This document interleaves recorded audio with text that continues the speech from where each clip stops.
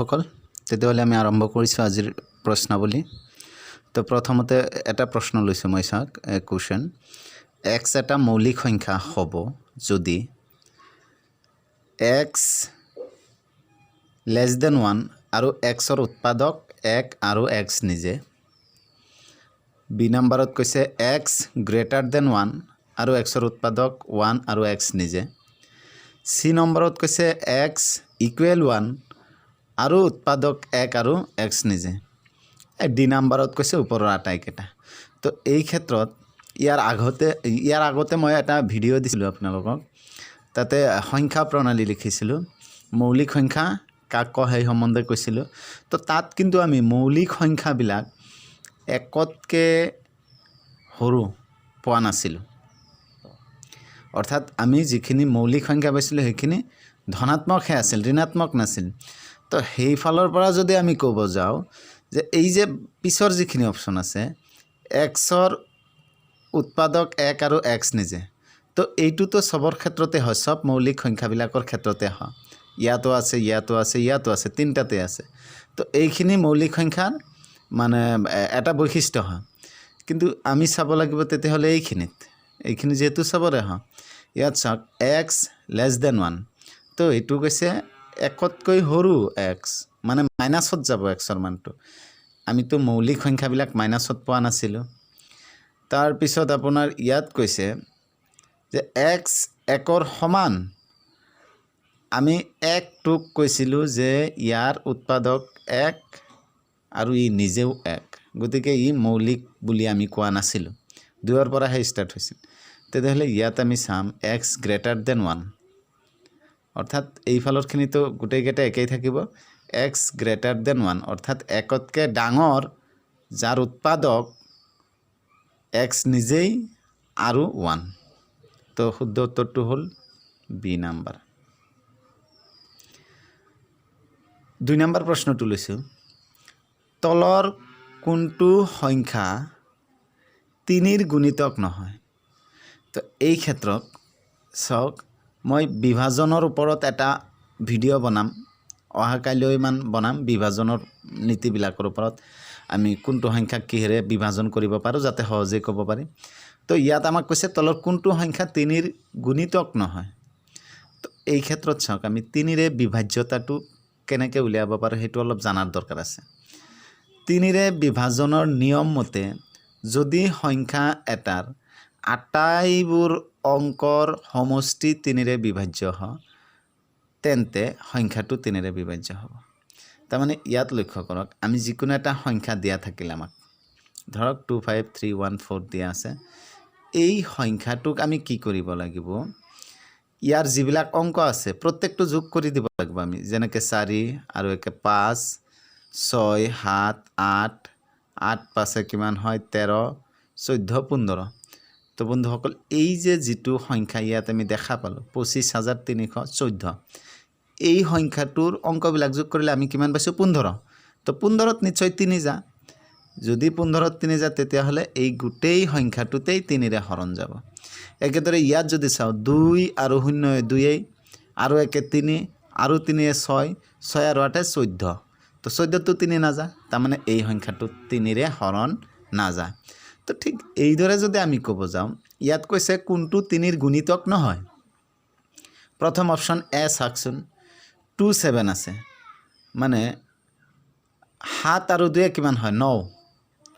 9 3 যাবই তাৰমানে এই গুণিতক হয়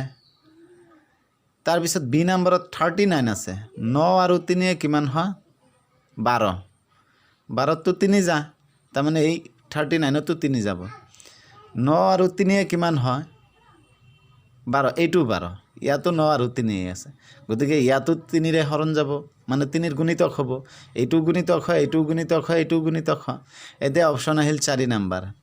তাৰমানে আল্টিমেটলি 4 আনসাৰ হ'বই কিন্তু তথাপি আমি নিয়ম মতে চাওঁ যে 9 1 আৰু 9 কিমান হয় 10 10তো 3 হৰণ নাযা তাৰমানে এইটো 3ৰ গুণিতকো নহয়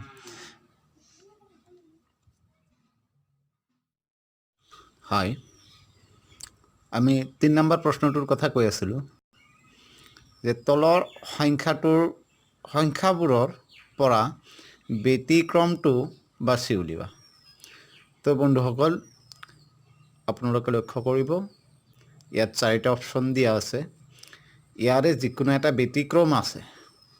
এতিয়া আমি ইয়াৰ ব্যতিক্ৰমটো কিদৰে নিৰ্ণয় কৰিম তাৰমানে ইয়াৰ এইসকলৰ বৈশিষ্ট্য আমি জানিব লাগিব তেতিয়াহে আমি নিশ্চয় ব্যতিক্ৰমটো ওলাব পাৰিম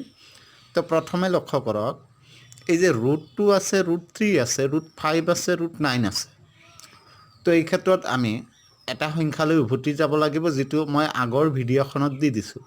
সেইটো হ'ল বৰ্গ সংখ্যা এই বৰ্গ সংখ্যা নহয় সৰি পৰিমেয় আৰু অপৰিমেয় সংখ্যা তো আমি অপৰিমেয় সংখ্যাবিলাকৰ ক্ষেত্ৰত এটা ফৰ্মেশ্যন দিছিলোঁ য'ত নেকি অবৰ্গ সংখ্যাবিলাকৰ ওপৰত যদি বৰ্গমূল থাকে √ওভাৰ থাকে তেতিয়াহ'লে আমি জানো সেইবোৰ কি হয়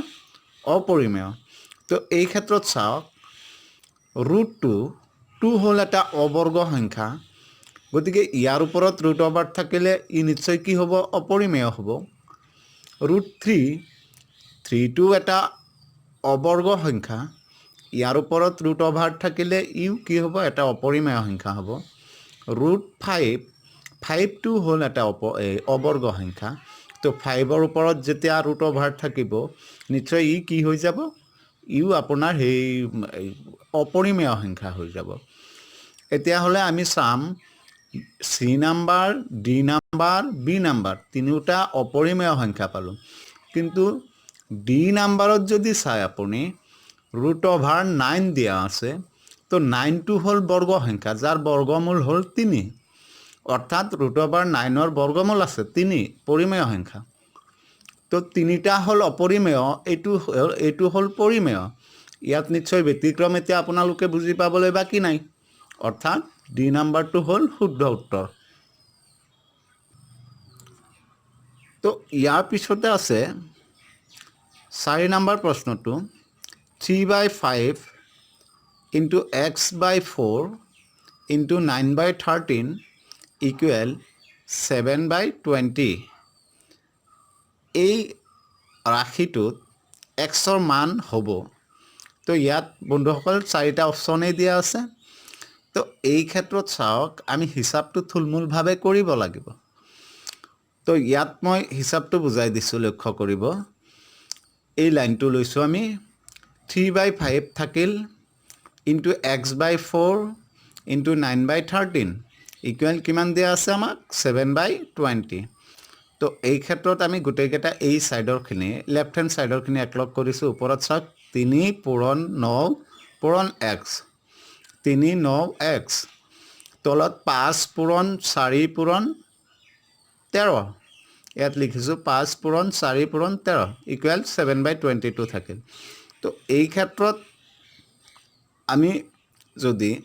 সমীকৰণৰ নিয়ম প্ৰয়োগ কৰোঁ x ৰাখি দিলোঁ বাকী 3 into 9 divided by 5 into 4 into 3 এইখিনি আছিল কি ইয়াত পূৰণ হৈ আছিল তো এটা ভগ্নাংশ যদি আমি সমীকৰণৰ একফালৰ পৰা অন্য ফালে লৈ যাওঁ তেতিয়াহ'লে সেইফালে যায় কি হয় উল্টাই আমি পূৰণ কৰোঁ তো সেইটোৱে কৰিছোঁ চাওক 7/20 থাকিল বাকীখিনি আমি উল্টাই দিছোঁ তলত আছিল 5 into 4 into 13 এবাৰ ওপৰত দিছোঁ ওপৰত আছিল 3 into 9 এবাৰ তলত লিখি দিছোঁ এবাৰ চাওকচোন আমি লঘিষ্ঠ আকাৰত যদি ল'ব বিচাৰোঁ 5 20ত যাব কেইবাৰ 4বাৰ তো এইবাৰ চাওকচোন 4 4 কেঞ্চেল অৰ্থাৎ ইয়াত থাকিল কেৱল 7 13 আছে ইয়াত 7 13 গুণে কিমান হয় 91 তলত 3 9 গুণে 27 তো শুদ্ধ আনচাৰটো আমি পাই গ'লোঁ 91/27 এই এ নাম্বাৰত আছে 91/27 গতিকে এ নাম্বাৰটো হৈছে শুদ্ধ নেক্সট প্ৰশ্নটোলৈ মন কৰিব ইয়াত আমাক মিশ্ৰ ভগ্নাংশ কেইটামান দিয়া আছে আৰু এইকেইটা আমি প্লাছ মাইনাছ কৰিব লাগে অৰ্থাৎ ইয়াত প্ৰশ্নটোত কৈছে চাওক 7/2 প্লাছ 3 1/3 মাইনাছ 4 1/6 এইখিনি যদি আমি সৰল কৰোঁ কিমান পাম আমি চাওক এই ক্ষেত্ৰত আমি এটা সহজ পদ্ধতি ইউজ কৰিছোঁ তো গোটা সংখ্যা যিখিনি আছে সেইখিনি আমি এক্সট্ৰাকৈ কৰিছোঁ আৰু ভগ্নাংশ যিখিনি আছে সেইখিনি এক্সট্ৰাকৈ দিছোঁ চাওকচোন ইয়াত ভাঙিছোঁ আমি 7 + 3 - 4 লৈছোঁ সমস্তৰখিনি তাৰপিছত যিখিনি আমাৰ সৰল ভগ্নাংশ থাকিল সেইখিনিও কৰিছোঁ হাফ প্লাছ 1/3 প্লাছ 1/6 তো এই ক্ষেত্ৰত আমি সৰলভাৱেই ইয়াক আমি সমাধান কৰিব পাৰোঁ চাওক 7 আৰু 3 কিমান হয় 10 10ৰ পৰা 4 মাইনাছ হৈ আছে মাইনাছ কৰিলে 6 থাকিব এই ক্ষেত্ৰত ভগ্নাংশখিনিত যদি লক্ষ্য কৰে 2 3 আৰু 6 এই তিনিটাৰ লসাগু হ'ব কিমান 6 এবাৰ 2 যাব 6ত 3 বাৰ 3 1 গুণে এই 3 এই প্লাছ চিনটো আনিছোঁ 3 যাব 6ত 2 বাৰ 2 1 গুণে 2 এবাৰ এই মাইনাছ চিনটো আনিছোঁ 6 যাব 6ত 1 বাৰ 1 1 গুণে 1 এবাৰ চাওক 6টো নামাই দিলোঁ এইটো 6 সমস্তটো তাৰপিছত তলত 6 থাকিল ওপৰত 3 আৰু 2 কিমান হয় 5 এবাৰ 1 মাইনাছ হৈ আছে 5ৰ পৰা 1 বাদ দিয়ক কিমান থাকিব 4 তো এইবাৰ চাওক আমি যদি এইটো এই ভগ্নাংশটোক লঘিষ্ঠ আকাৰত লওঁ 2 যাব 4ত 2 বাৰ 6 যাব 2 যাব 6ত 3 বাৰ তো থাকিব কি 6 2/3 গতিকে ইয়াত আমাৰ 6 2/3 ক'ত আছে বি নাম্বাৰত বি নাম্বাৰ হ'ল শুদ্ধ উত্তৰ তো ধন্যবাদ বন্ধুসকল মোৰ ভিডিঅ'খিনি আপোনালোকে চোৱাৰ কাৰণে আৰু মই ভাবোঁ আগৰ ভিডিঅ'বিলাকৰ নিচিনাকৈ ইয়াৰ পৰা আপোনালোকে কিবা নহয় কিবা শিকিব পাৰিব অলপ যদি কষ্ট কৰে আপোনালোকে তেতিয়াহ'লে নিশ্চয় কিছুদিন পিছত আপোনালোকৰ কাৰণে সুখবৰ অপেক্ষা কৰি আছে অৰ্থাৎ আপোনালোকে টেট পৰীক্ষাত উত্তীৰ্ণ হ'ব তো আমিও আশা কৰোঁ প্ৰত্যেকেই যাতে আগন্তুক টেট পৰীক্ষাত উত্তীৰ্ণ হ'ব পাৰে তাৰে কামনা কৰি পুনৰবাৰ আপোনালোকলৈ ৰিকুৱেষ্ট কৰিছোঁ মোৰ ভিডিঅ'খিনি আপোনালোকে সম্পূৰ্ণ চাব লগতে যদি আপোনালোকে এতিয়ালৈকে ছাবস্ক্ৰাইব কৰা নাই ছাবস্ক্ৰাইব কৰিব বেল আইকনটো টিপি দিব যাতে আপোনালোকে মোৰ ভিডিঅ'বিলাক নতুন নতুন ভিডিঅ'বিলাক পাই থাকে লগতে আপোনালোকৰ মন্তব্য জনাব প্লিজ ধন্যবাদ